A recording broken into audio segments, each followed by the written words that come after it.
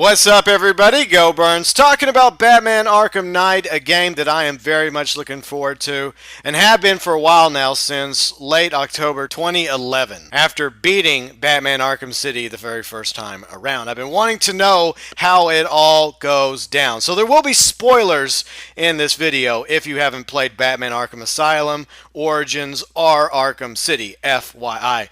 Now, as most of you already know, Batman Arkham Knight was delayed once again by Rocksteady and Warner Brothers to June 23rd from the June 2nd release date, which is only a few weeks. A lot better than going from October 2014 to June 2015. So while that was a pretty significant delay going from fall 2014 to early summer 2015, I fully understand. I want Rocksteady to make the best quality Batman Arkham game that they possibly can, which they've so far done with Batman Arkham Asylum in 2009 and Arkham City in 2011. So delaying the game once again from June 2nd to June 23rd by a few more weeks really isn't a big deal for me, especially since it's only the end of March. We still have a few more months to wait, but I thought today we would talk about the villains coming to Arkham Knight. The villains that are confirmed, the villains from previous games, and villains that I would like to see in Arkham Knight that have yet to be officially announced. Now, the setting of Batman Arkham Knight is a year after the events of Batman Arkham City. The Scarecrow is taking over the city, scared everybody off. He has a henchman called the Arkham Knight who's helping him out, and he's basically rallying all the rogues gallery against Batman to finish him off once and for all. Penguin, Two-Face, Poison Ivy, Harley Quinn, the Riddler, Firefly, which was confirmed in one of the latest trailers. But I do believe there's going to be more villains that will either be rolled out by Rocksteady or we'll just find out on our own as we play the game coming up in June. But let's talk about the confirmed villains first. Like Scarecrow, he's supposed to be the main bad guy. Well, possibly. You look at Arkham City, Hugo Strange was supposed to be the main baddie, but obviously that did not turn out to be the case. Whether that remains to be the same formula remains to be seen. So at the moment, it's Scarecrow at the top. You have his henchman, the mysterious Arkham Knight. Is he a brand new character created by Rocksteady? Or could Arkham Knight simply be a previous villain or character in the Batman universe? And we'll eventually find out who they are by the end of Arkham Knight, the video game, not the character. That's going to be very interesting. Of course, everyone else included is Penguin, Two-Face, Poison Ivy, Harley Quinn, the Riddler, and as I've mentioned, Firefly will be making a return to Arkham Knight. He was in Origins, but he was not in Arkham Asylum or City. Now let's discuss villains that have appeared in the previous games, like Origins, Asylum, and Arkham City. The big one, the Joker. Obviously, he is, spoilers, deceased. Hopefully, and we'll get to that in a moment.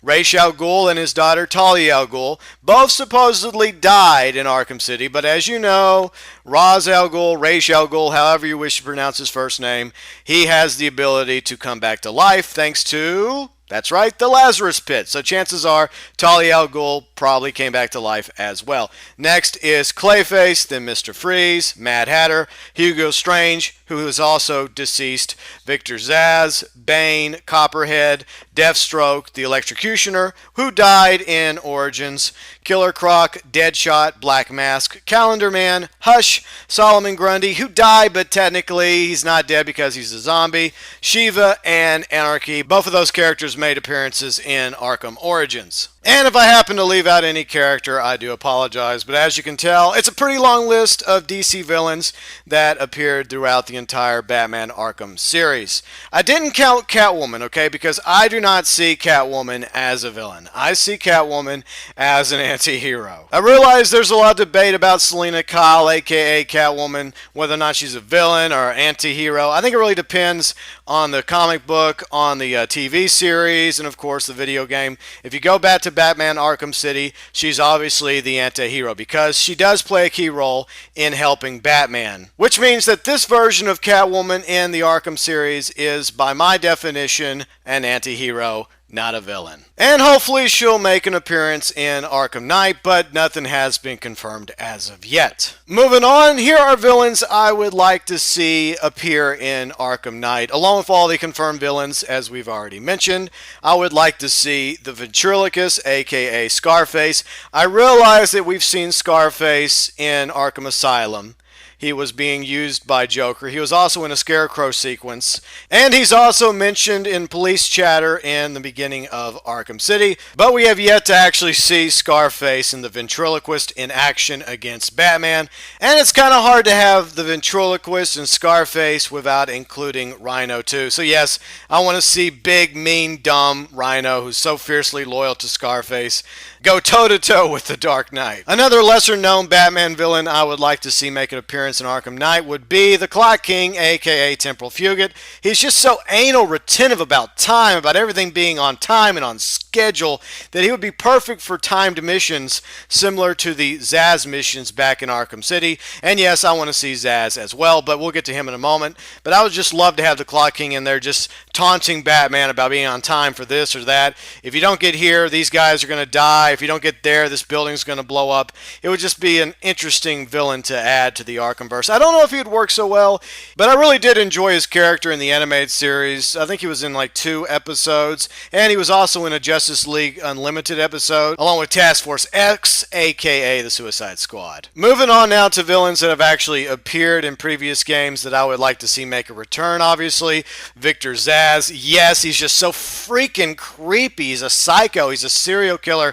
He is perfect in the Arkhamverse when he was in Arkham Asylum, and especially Arkham City, because in Arkham City, I felt like that they really fleshed out his character even more, and I hope they do that again in Arkham Knight. Next is Killer Croc. He was so intimidating in Arkham Asylum, and he had a brief cameo in Arkham City, and the way they did him in Arkham Origins was not very good, to be honest. So hopefully they'll go back to making him more intimidating like he was in Arkham Asylum. And I realize that Rocksteady had nothing to do with Arkham Origins, so chances are if they do bring back Killer Croc, he'll probably be down in the sewers waiting for Batman to come get him, and he'll be just as intimidating and difficult to deal with as he was in the very first game. Next, I would like to see Mad Hatter. Yes, I loved Mad Hatter in Arkham City. I thought he was so cool. Such a nice, awesome surprise to have Jervis Tetch in that game.